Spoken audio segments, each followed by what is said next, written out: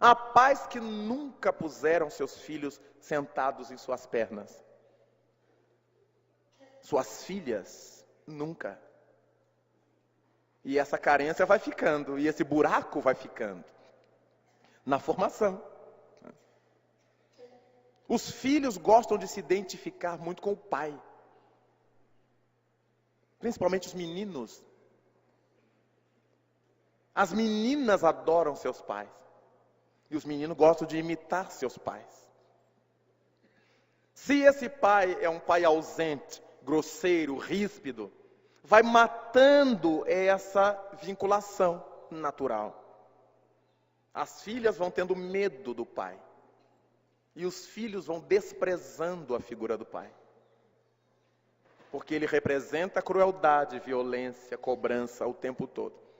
Nem tanto ao mar, nem tanto à terra. Se a mãe faz queixa, e normalmente ela faz queixa na frente dos filhos, o pai não tem que sair brigando com os filhos. É verdade, meu filho, isso que a mamãe está dizendo? É verdade que você... Já fui longe demais. É verdade que você fez isto? Como é que você fez isso com sua mãe, rapaz? Quando o papai viaja, quando o papai sai para trabalhar, você tem que ajudar a mamãe. Então é um outro discurso.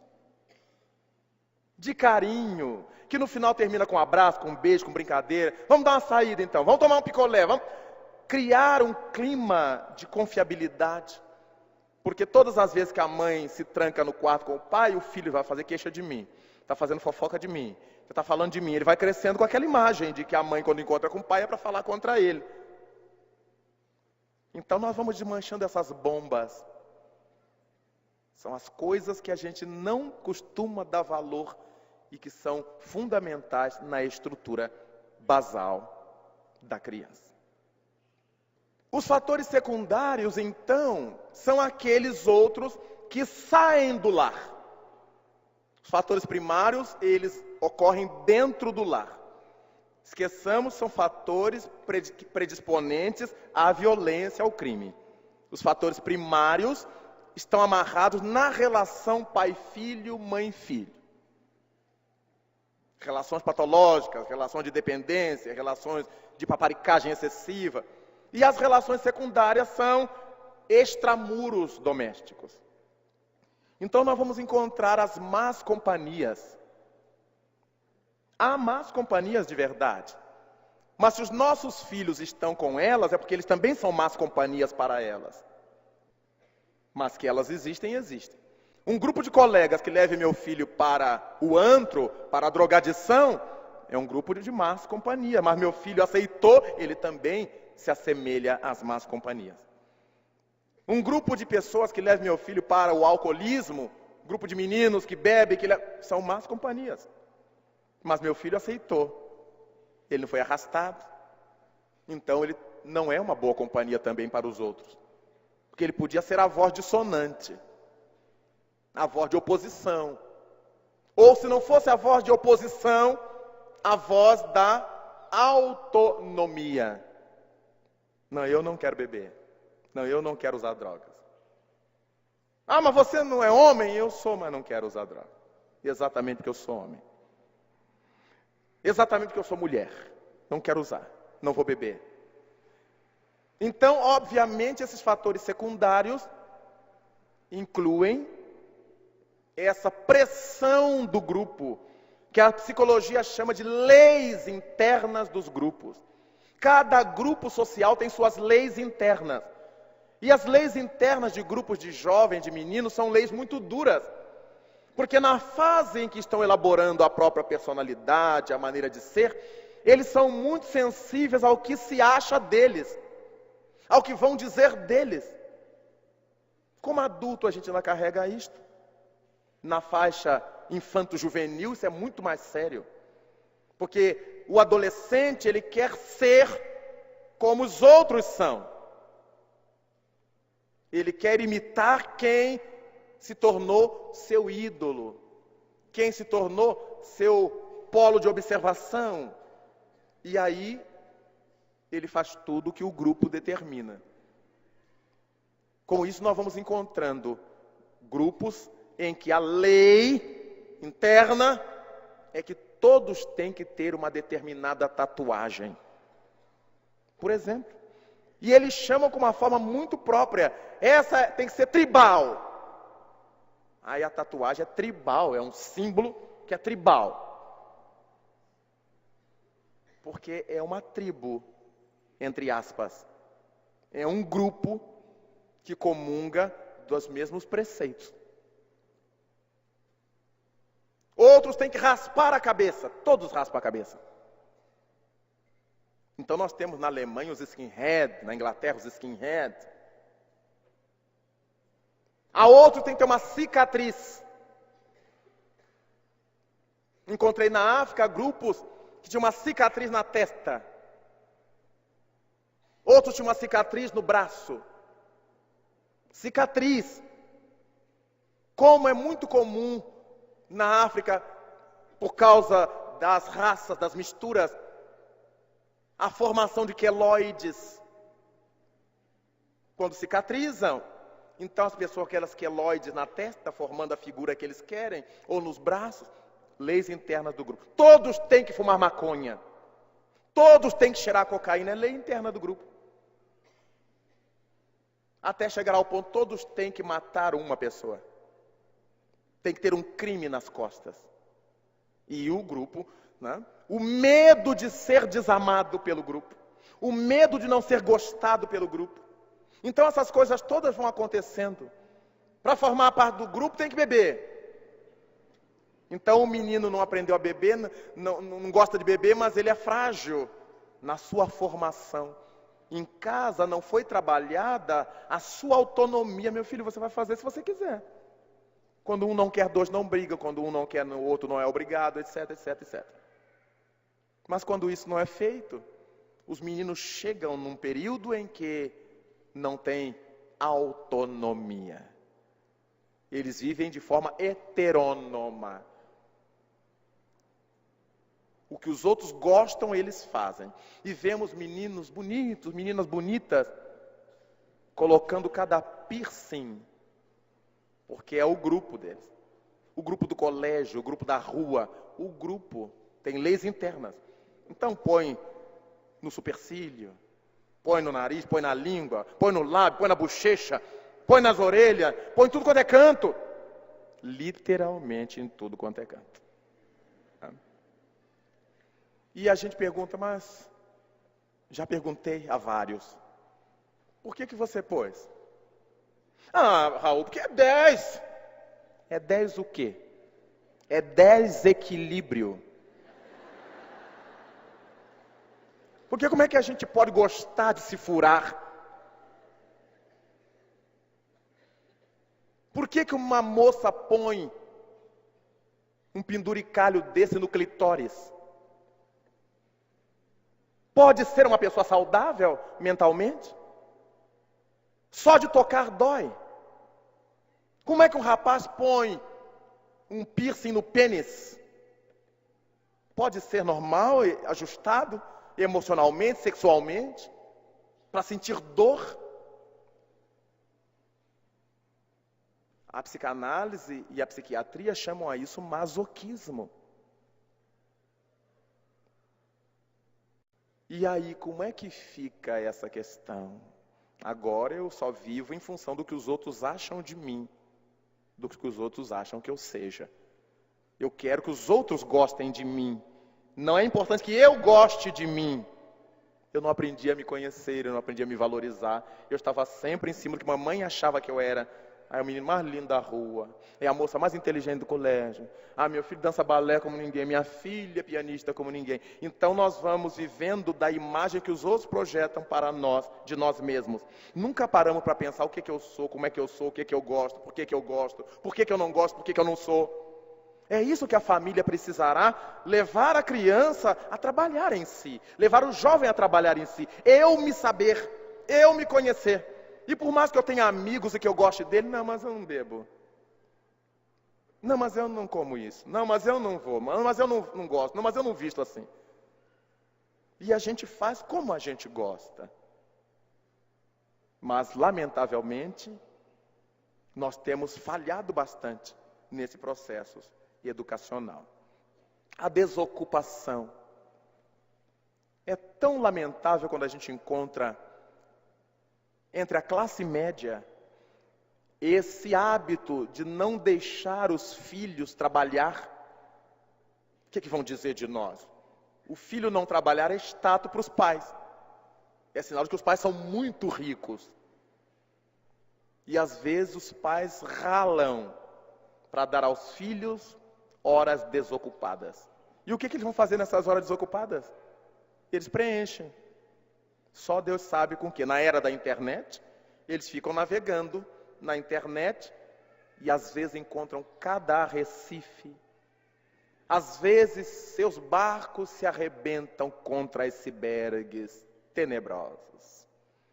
Estamos vendo nos jornais, na televisão, agora há 3 dias, as moças que foram assassinadas depois de marcar encontro com 3 rapazes via internet. Meu Deus, como é que eu marco encontro com uma pessoa que eu não sei quem é? Virtual?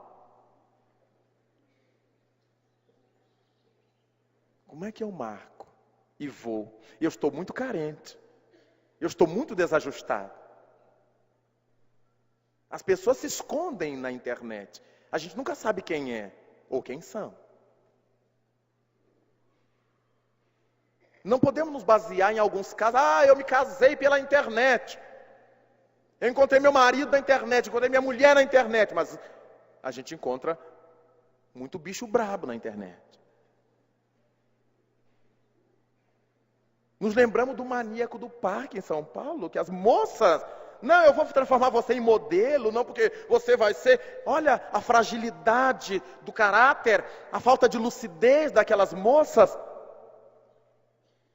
que desencarnaram por incúria. Como é que eu sigo um homem por meio de um mato, para tirar foto no mato, com um sujeito que eu não conheço, nua? Não, porque eu vou fazer o seu portfólio, eu vou fazer o seu book. Aí fez. De onde vieram essas moças? De onde vêm essas pessoas sem nenhuma maturidade? Dos lares. Da ausência de uma boa formação, mas vem dos lares. Então a desocupação, as pessoas têm muito tempo para cobrar. Coloquemos nossos filhos, tão logo eles possam, com uma ocupação qualquer. Está com muito tempo em casa? Então vamos aprender uma língua, um instrumento, uma arte. Não precisa pôr para trabalhar na estiva. Põe para fazer alguma coisa, para ocupar o tempo. O que você gosta? Gosta de vôlei? Gosta de basquete? Você gosta de desenho? Gosta de pintura? Gosta de violão? Você gosta de quê? Vamos fazer qualquer coisa, ocupar esse tempo ocioso. Quanto tempo você leva para estudar a matéria do colégio? Tantas horas. Então vamos ocupar as outras horas. Você vai ter o tempo de lazer, mas vai ter o tempo para ocupar essas horas vazias. Às vezes os pais estão trabalhando e os filhos estão em casa, só Deus sabe fazendo o que com quem. Daí, haja crime. A promiscuidade, porque a gente não sabe com quem que eles estão lidando. O caso que eu estou falando da internet. A gente vai misturando criaturas que vêm de uma família boa, mas imatura. E outros que vêm de uma família má e imatura. E aí as coisas vão se misturando e quando a gente vê, já era. É só chorar o leite derramado. E naturalmente não podemos esquecer que a carência absoluta, o pauperismo, a pessoa que não tem nada, ela fica muito sujeita a qualquer oferecimento. Um menino desse que é pobre, que vive num gueto, num bairro pobre, numa favela, e vê no jornal e vê na televisão a glamorização do criminoso. Uma página de frente de um jornal falando de Fernandinho Beiramar, das casas que ele tem, dos aviões que ele tem, do dinheiro que ele tem, das mulheres que ele tem. Qual é o menino pobre, sem boa formação moral, sem boa estrutura moral, que não vai querer seguir esse exemplo? Ser poderoso. Quando se vai levar esse rapaz de um lado para outro, é um esquema de segurança que nem o presidente da República tem, helicóptero por cima, avião por baixo. E é um criminoso. Por que é que as mídias dão tanto espaço para divulgar o criminoso e a criminalidade? Então isso gera na alma pequena, na alma aturdida, enganada, essa sensação de poder e de glamour do criminoso e do crime. Nós visitamos muitos guetos, muitas favelas, onde sabemos que é patente o tráfico, e encontramos aqueles meninos pobres com tênis de luxo importados, com roupas de grifes. Era o sonho de consumo deles. Não é só aqui no Brasil. Nos Estados Unidos visitamos aqueles bairros pobres, que também os têm. E vemos aqueles meninos que todos sabem que eles traficam droga, mas lá não se pode falar sem provas. A gente está vendo, mas não tem prova. De Porsches, carros caríssimos. Meninos de Porsches. A polícia sabe que aquilo é fruto do tráfico, mas ela não tem como prender. Ela não tem como abordar. Primeira coisa que tem que apresentar é prova. E bandido de qualquer nível não deixa rastro. As coisas são muito bem feitas. Quem está por trás deles, eles são só testas de ferro. Os poderosos que estão por trás dele dão conta de não deixar rastros. Então, esses fatores secundários, lamentáveis, costumam somar-se aos fatores primários e criar a personalidade criminosa, a personalidade violenta, de que nós ouvimos tanto falar e de que muitas vezes acabamos por ser vítimas. É muito importante que tenhamos essa percepção de que a coisa começa em nível doméstico e depois se amplia. Se a criança tem boa estrutura doméstica e esses fatores primários não ocorrem, certamente os fatores secundários também não ocorrerão. Porque a criança, agora adolescente, ela saberá se opor, ela saberá se colocar e sair dessa desestruturação. Vamos fazer agora um ligeiro intervalo, para que depois retornemos na continuação do nosso trabalho. Obrigado.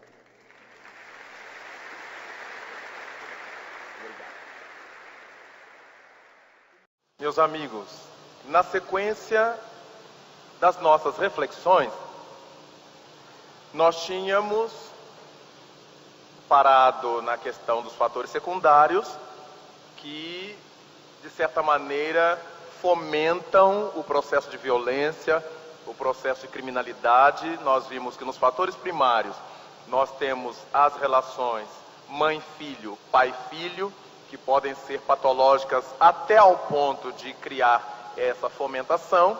E nos fatores secundários estamos diante das más companhias, da desocupação, da promiscuidade, do pauperismo, e tem uma carrada de coisas que se inclui dentro desse pauperismo. Em verdade, nós percebemos que podemos fazer um fechamento, né, dessa questão da violência, onde é que ela tem começo e a partir de onde ela se expande. E a partir daí nós fazemos algumas reflexões em torno das contribuições doutrinárias para essa situação, ou para minimizar ou desfazer essa situação de violência, criminalidade. Como vimos, esse desajuste social tem início no lar. Por mais que a gente queira dizer que não, esse desajuste começa no início da desarmonia da criatura. E a criatura começa a se desarmonizar no lar. Nós quase nunca sabemos com quem estamos lidando quando nos nasce um filho em casa. Mas nós estabelecemos como é que a gente quer que eles sejam, como é que a gente quer que eles andem, que eles falem. De modo que, por ignorar quem são esses espíritos, ficamos passíveis de cometer vários equívocos por conta da falta de bom senso. Nós encontramos, por exemplo, pais incentivando seus filhos, desde novinhos, ao nudismo, andar pelados. Mas não é aquela coisa da criança andar nuazinha em casa. É da mãe aprender ou começar a desvestir sua filha, né, com peças sumárias que está na moda dos adultos. Mas os adultos resolveram fantasiar as crianças de adultos. Então todas as modas de adultos a gente faz em tamanho pequeno para as crianças. E vamos fomentando na mentalidade infantil que aquilo é absolutamente natural. A gente aprende no Livro dos Espíritos, pelas questões 777, 776, que o andar nu corresponde ao estado de natureza dos selvagens, dos primitivos. Quando nós vamos ficando civilizados, a gente tem as formas de cobrir o corpo, de se vestir. Então, quando nós olhamos o explodir das modas que nossas jovens usam, que nossas senhoras usam, cada dia elas vão tirando uma parte do vestuário. Claro que, para que a gente tenha coragem de fazer isso na idade madura, a gente começou a ter incentivo disso desde cedo. Moças e rapazes, meninas e meninos. É o lar que fomentou isto. Não significa que a gente tem que andar como freira, com golas até o pescoço, mas a roupa que seja confortável, mas que seja uma roupa, que seja digna. E que a pessoa não tenha que depois sofrer na sociedade o fato de estar andando despida. Todo mundo se diz chocar quando vê alguém nu aparecer de repente, na televisão, nas ruas, nas revistas. Mas essa coisa foi nutrida, foi alimentada no lar. Há alguns dias desses estávamos vendo uma entrevista num programa de televisão com aquela senhora que é conhecida como a Globeleza. Estou dizendo porque ela que falou na entrevista que em sua casa ela e as irmãs aprenderam a andar nuas, porque sua mãe andava nua, de calcinha e sutiã e salto alto, dentro de casa. E os vizinhos criavam o maior rebu, porque todo mundo tinha briga doméstica com as mulheres que queriam olhar a casa dela, porque a mãe dela andava assim. E as duas filhas, até hoje, adoram. E tiveram o encaminhamento para ganhar dinheiro com o nudismo agora que elas não põem roupa nunca mais. Vejamos como a formação delas, não estamos querendo dizer que são pessoas desonestas, indignas, mas o gosto de andar nu, nascendo no lar. Também encontramos muitas vezes nos lares o excesso de aprisionamento, em que o filho não tem coragem de tirar a camisa na frente do pai ou da mãe, porque aprenderam desde cedo que é coisa feia. Só que ninguém diz por que é feio.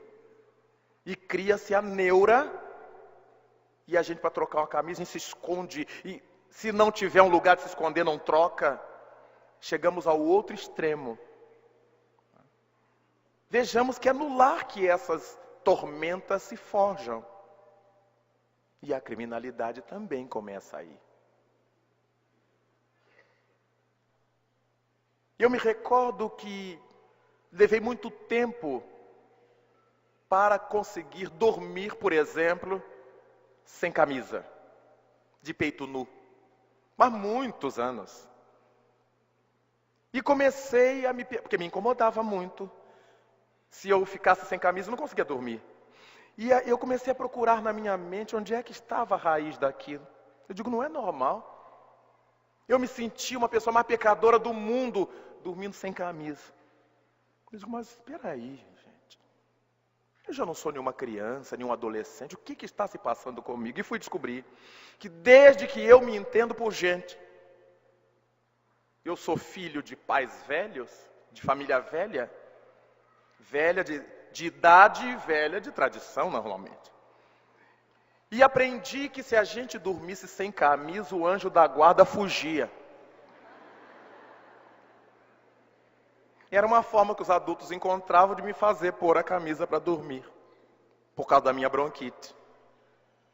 Ao invés de explicar claramente, você tem bronquite, põe a camisa para não passar mal, para não tossir. Não, era o anjo da guarda que fugia. E a coisa mais preciosa que eu tinha era o anjo da guarda. Então, aquilo entrou no meu psiquismo e eu não conseguia mais dormir sem guardar o anjo. Quando eu me dei conta disso, eu falei, vai ser hoje que esse anjo vai fugir. Passei a noite sem dormir, para acostumar. Mas na noite seguinte eu dormi. Se a gente não forçar essas estruturas, elas vão nos dominando. Dentro do lar começam as coisas. Boas ou ruins, começam ali. Então, o desajuste social que a gente teme tanto e condena tanto, nasce no lar. Depois ele continua na escola. E nas primeiras ocupações que a gente dá para as crianças, que as crianças realizam. Porque os pais muitas vezes querem que na escola seus filhos sejam os primeiros. E às vezes a criança não tem a habilidade intelectual para ser a primeira. Cada vez que chega em casa e não é o primeiro ou a primeira, recebe uma saraivada de broncas dos seus pais. Olha que pressão. E aí elas aprendem a colar para poder ter a nota. Olha o desajuste social, quando eu não tenho, eu furto. A cola é um furto. Inocente, ingênuo, que um colega passa para o outro, eu tiro do meu colega, mas eu estou ganhando um grau, um mérito que eu não tenho. A gente nunca se dá conta disso. Nós aprendemos a olhar os grandes problemas, mas nunca verificamos as matrizes desses grandes problemas. E foi Jesus Cristo que disse que quem não é fiel no mínimo, nunca será fiel no máximo. Se eu não aprendi a ser honesto nas pequenas coisas, como é que eu vou ser honesto nas grandes coisas? Então, pela pressão doméstica, de que meu filho tem que ser o primeiro, minha filha tem que ser a primeira, e eles não conseguindo ser por si próprios, eles apelam para a cola. Para copiar dos outros, para copiar do livro e ganhar um mérito desonestamente. Aí os pais relaxam, ficam felizes. Ah, meu filho. Vejamos que é o filho atendendo à vaidade paterna, atendendo ao orgulho paterno e se tornando, sem se dar conta, capaz de qualquer coisa para chegar lá. No emprego, possivelmente, ele vai aprender a caluniar os colegas para ele ter o primeiro lugar. Ele vai aprender a falar mal dos outros para ele ser o mais gostado.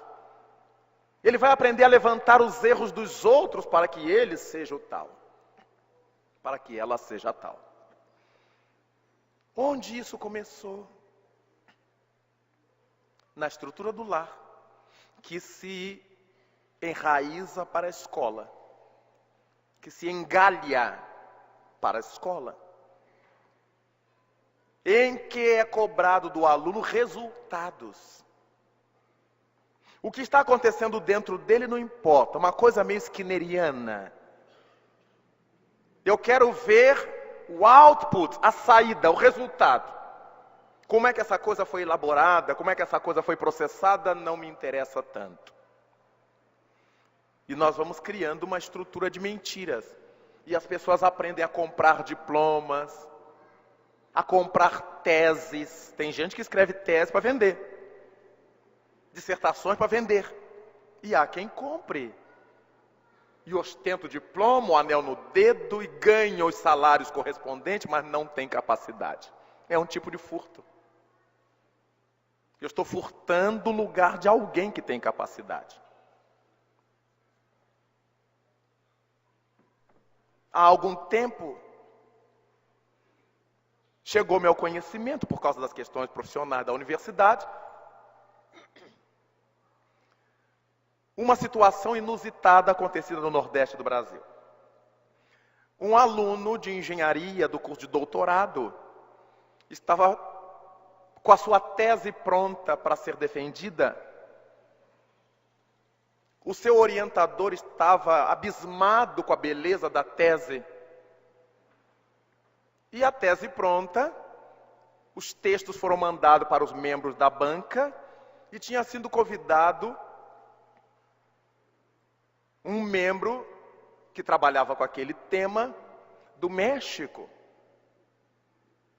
porque era a maior autoridade na área. E qual não foi a surpresa da banca quando, formada, todo mundo lá na cidade, na véspera do evento, estourou a grande bomba. Porque o orientador, o membro mexicano, trouxe um livro seu. E a tese do rapaz era o livro dele traduzido ao português. Era o livro completo. O orientador aqui estava adorando, mas não sabia que era o livro do outro. E o orientador chamou o outro porque não sabia que seu aluno tinha copiado o livro do outro. E agora como é que o aluno ia dizer não chame? Aguentou firme e teve naturalmente o título anulado, porque era o sumo da desonestidade. Hoje em dia, alunos e professores tiram tudo da internet. Trazem trabalhos lindos que eles nunca procuraram, nunca pesquisaram, nunca leram de fato. Recentemente o mundo foi surpreendido com o ministro Tony Blair, que tirou do trabalho de outro da internet uma acusação contra o Iraque. E nem alguns dados ele teve o cuidado de mandar atualizar. E foi um escândalo mundial que não impediu que eles fizessem a guerra. Mas mostrando-nos o que é essa desonestidade, esse crime. Isso é um crime. De lesa verdade, de lesa compostura, de lesa dignidade. Então nós verificamos que quando nós falamos em violência e em bandidos, nós pensamos nesse bandido à mão armada, que assalta, tira dinheiro, que mata o outro. Mas é preciso que nós, cristãos de quaisquer denominações, espiritistas ou não, tenhamos em mente que nosso modelo e guia é Jesus. E de repente um sujeito que mata é uma alma infantil, enquanto um crime nosso de ingratidão pode ser muito mais grave pelo nosso conhecimento, pela bagagem que portamos, do que um homicídio que alguém cometa. Quando nós somos mais preparados, os nossos delitos são mais cruéis. Nós cometemos coisas para ferir o outro, para machucar o outro, naquilo que ele tem de mais íntimo. Nós somos sofisticados nas técnicas de ferir. A nossa calúnia é ferinte. A nossa língua é uma chibata. E nós, com a cara mais cristã do mundo, falamos manso, chamamos todo mundo de irmãozinho, irmãzinha, paz do Senhor. É mentira que a gente alimenta, porque no fundo há um ninho de serpentes no lugar do coração de muita gente. De modo que aquela desestrutura que começou no lar, ela se espalha pela escola, pelos afazeres, pelo clube, as outras ocupações. Eu tenho que ser o melhor, eu tenho que nadar melhor, eu tenho que pular melhor, eu tenho que fazer melhor. Porque eu estou atrás dos aplausos. É todo um viver para fora. E não incentivamos nossos filhos à busca de si próprios, a viver para dentro para valorizar o para fora. A conhecer-se, a valorizar-se. Meu filho, não precisa você ser o primeiro da sala. Você tem que estudar, ser aprovado. Você vive para isso, nós trabalhamos para você estudar. Não estou cobrando que você seja o melhor da turma. Estou cobrando que você aproveite o que está estudando. E nesse clima de liberdade, de repente, a criança tem maior incentivo para ser o primeiro, porque ela não está sendo cobrada. E não tem razão de sair colando, porque ninguém está cobrando dela o primeiro lugar. É a criança que chega em casa, mãe, não me dei bem na prova. Ô pai, não consegui fazer essa questão. E o pai, na próxima você consegue, estuda mais um pouco, aperta mais um pouco, brinca menos. Quer dizer, existe uma liberdade de diálogo, de falas, sem que haja nenhuma pressão, nenhuma cobrança, no sentido de que o filho, de que a filha tenham que ser os primeiros. Isso sempre nos causa muito problema. Se é no clube, não, minha filha tem que dançar melhor que todo mundo. Meu filho tem que nadar melhor que todo mundo. É um tal de competir, e quando a gente não ganha, chora, desespera. Não existe o espírito desportista. Numa competição, alguns ganham, outros perdem. Mas a gente está alegre do mesmo jeito, porque o bom era competir, era concorrer. Isso é esporte. Mas aqueles se deprimem, se atormentam, aí caluniam o outro. E em nome dessa desonestidade surgiu o doping. Eu tenho que ganhar de qualquer jeito, então eu uso droga. Vejamos que em todas as atividades humanas entrou o crime. Isso é uma violência. Alguém que treinou, que se preparou, que está em condição, não consegue ganhar de quem está dopado e vira um cavalo para correr, ou para fazer isso, ou para fazer aquilo. Olha como nós, quando adoecemos, a nossa doença contamina tudo que a gente faz. Todas as áreas em que atuamos. E aí nós vamos embora. E as coisas vão piorando. Essa violência, então, que tem seus fundamentos no lar, que tem sua continuidade na relação da escola, do clube, das outras atividades sociais, ela explode, por fim, na macrovida social. Porque eu aprendi que eu tenho que ser o primeiro em tudo, eu aprendi que eu tenho que ser o melhor em tudo, eu aprendi que eu tenho que ganhar tudo de todos.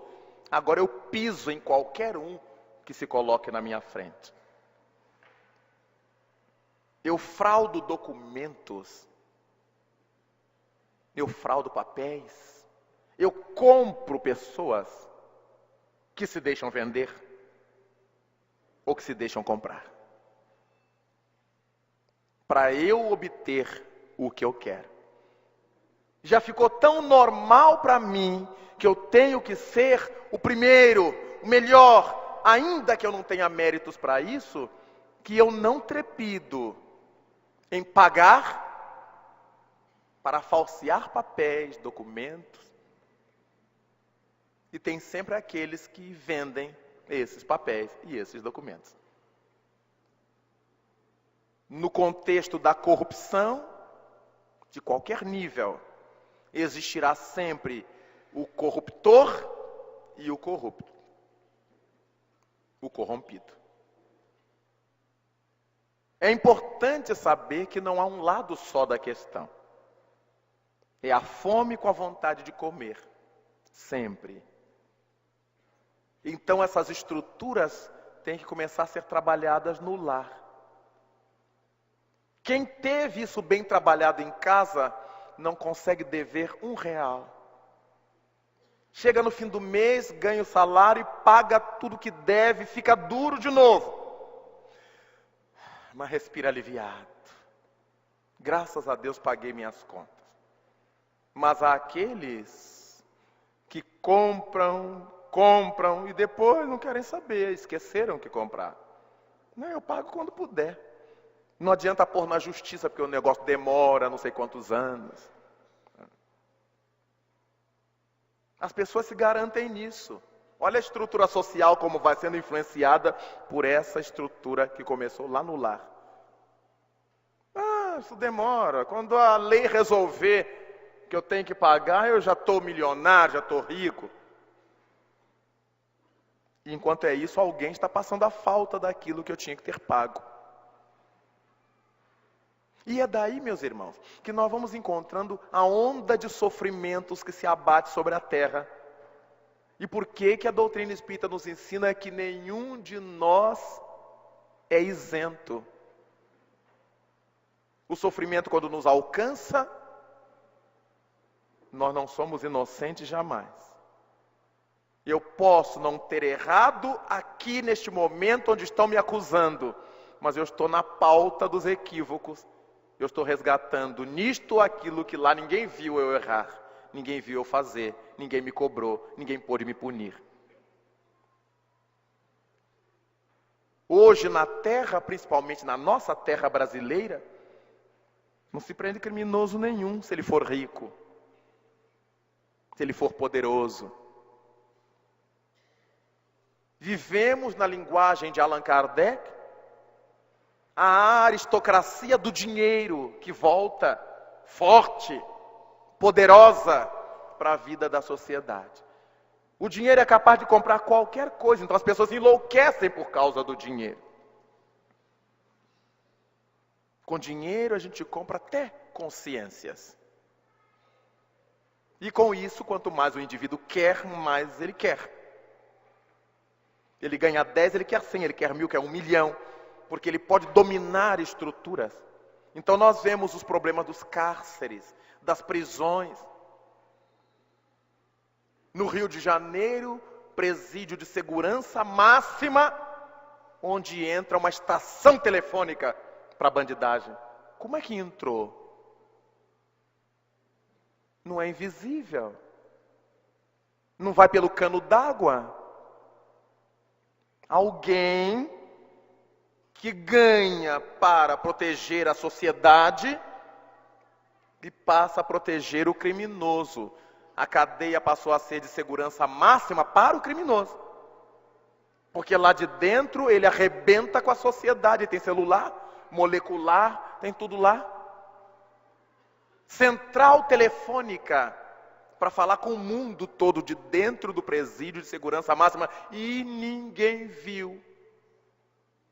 Aí o Livro dos Espíritos nos chama a atenção para aqueles que não fazem o mal, mas tiram proveito deles. São tão maus quanto os que fazem o mal.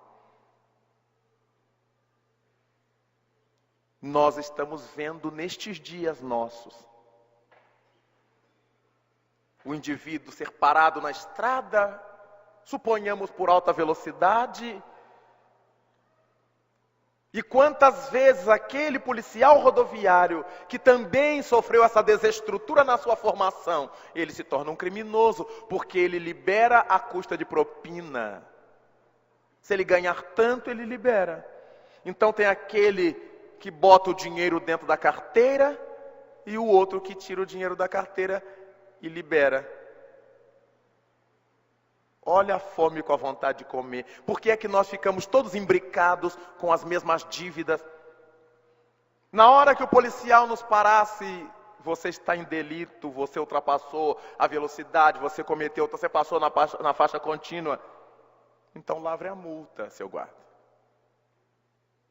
Estava com pressa, eu estava correndo, não me dei conta, esqueci, qualquer coisa. Mas lavre a multa. Primeiro a gente vai dar um choque no guarda, né? Porque grande número das pessoas lhe oferece logo a cervejinha. E depois nós vamos ensinar com o nosso comportamento a ele que ainda existem pessoas dignas. Nós não fazemos as coisas para Deus ver, não. para ir para nosso lar, não. A gente faz as coisas para ficar em paz de consciência, para ter felicidade interior, para poder olhar dentro dos olhos dos nossos filhos e dizer para eles: seja honesto, meu filho. Nunca leve o que é dos outros. Nunca tire o que é dos outros. Porque é isso que a gente está fazendo. No dia que o filho estiver com a gente no carro, ele está vendo que é assim que a gente age. Se eu errei, eu tenho que assumir o meu erro. Lavra a multa, por favor. Daí, as coisas começaram em casa e explodir na vida social. O político que cobra propina hoje, que persegue, que sobe nas costas de quem quer para ele chegar onde ele deseja, isso não começou agora que ele é político. Isso é fruto da sua desestrutura. Ninguém que é bom fica mal. Nós carregávamos a nossa maldade mais ou menos administrada. Quando interessava, a gente soltava um veneninho. Quando interessava, a gente recolhia o veneninho. Para os amigos uma coisa, para os inimigos outra coisa. Para os amigos tudo, para os inimigos a lei. E a gente ia contemporizando até o dia que o poder chegou às minhas mãos. E o poder na terra, de qualquer natureza, ele é um complicador para a nossa evolução. Enquanto a gente for espírito ainda com pouca evolução, o poder é perigosíssimo. Até porteiro de prédio. Se a gente der poder a ele, ele se torna um delinquente. Porque no Rio de Janeiro, com tudo que se vê na televisão e se vê no dia a dia, chegou um sujeito com uma braçada de flores: eu vou lá no apartamento tal entregar. Toma aqui essa cervejinha. O porteiro abre todos os portões e é um assaltante. Não adianta dizer para ele: não abra. Interfone para a pessoa destinatária. Diga quem é que está aqui embaixo. Peça a pessoa que desça. Mas molhou a mão dele. E eles dizem tranquilamente depois do assalto: não, mas ele disse que ia só entregar as flores. Será que essa pessoa é tão ingênua a esse ponto? Claro que não. Não é Cabrobó que a gente está falando de Rio, São Paulo, Curitiba. É a pessoa que resolveu ganhar fácil.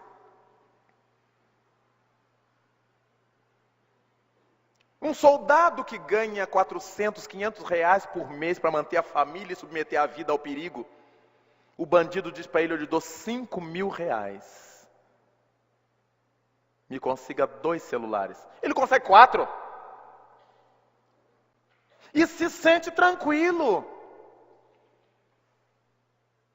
Então vejamos, onde o governo constituído não atende a sua parte, ele não tem como impedir a criminalidade de se desenvolver, de se ampliar. Nós estamos vivendo isto. E essas coisas só vão se modificar quando nós nos mobilizarmos. Nós espíritas, não, bobagem. Nós, sociedade. Cristo não veio falar aos espíritas, veio falar ao ser humano. E dessa forma, nós os espíritas não temos que colocar sobre os ombros o peso da salvação do mundo, que não deixa de ser uma brutal vaidade. Nós os espíritas viemos para salvar, só viemos salvar nada. A gente veio para aprender a se conduzir através da mensagem revelada dos espíritos. Daí, oportunamente, uma entidade espiritual, aqui do Paraná, viveu aqui, Senhor Francisco Raitani, escreveu por meu intermédio uma mensagem que ele intitulou O Messianismo dos Espíritas. Esse espírito messiânico que a gente acha que vai resolver tudo, somos nós os espíritas. A gente não age como tais. mas blasonamos isso. Os espíritas estão na terra para salvar nada. Se salvar já está uma dificuldade. Se resolver já está um pepino. Tiremos de sobre os ombros essa capa de messianismo. Nós vamos salvar a terra. Nós não. Se Jesus Cristo não tiver piedade de nós, nem nós escapamos de nós próprios. Daí a importância de verificar que essa violência que a gente vai aprendendo desde casa, e percebam que nós estamos sempre mexendo nas estruturas invisíveis, naquilo que ninguém dá importância, e que é o que fomenta o grande crime de daqui a pouco mais. Deixa eu ver o que vem agora. Nós temos as contribuições do Espiritismo. E dentro das contribuições do Espiritismo, nós começamos a pensar no que é que a gente pode fazer, para onde a gente pode correr, para ir desmontando essa bomba da violência, que nasce nas famílias, nos lares, que se instala nos indivíduos e que depois arrebenta no seio da sociedade. A infância, como já vimos, é esse período em que o espírito começa a ser elaborado para viver como adulto depois. Dizem os benfeitores que na fase da infância, nós nos assemelhamos à argila dúctil, capaz de sofrer a modelagem que nós dermos. Se a gente ensinar coisa boa à criança, ela aprende a coisa boa com muita facilidade. Se nós ensinarmos coisas que não prestam, elas vão aprender com a mesmíssima facilidade. Então, há pais que ensinam os filhos a orar desde pequenas, e elas querem fazer a oração. Ela bota a mãozinha assim para dar passe nas pessoas. E há pais que ensinam os filhos a dizer palavrão. Xinga eles, liga lá, meu filho. Bebe aqui no copinho do papai. Então, há pais e há pais. Nasce no lar mesmo o problema. Nasce no lar a paz. Então a infância é esse período que deve ser muitíssimo bem pensado por nós. Muitíssimo bem cuidado por nós. As crianças, os espíritos na faixa infantil têm sido as grandes vítimas da incúria dos adultos, da inexperiência dos adultos. Adultos pais, adultos professores, adultos de modo geral. Então, nós verificamos que o Livro dos Espíritos trabalha isso na questão 383, que citamos sempre. Qual a importância do período da infância para o espírito que renasce na Terra? Eles têm que evoluir, eles têm que crescer para Deus. E para que isso aconteça, os incumbidos de educar vão entrar em ação.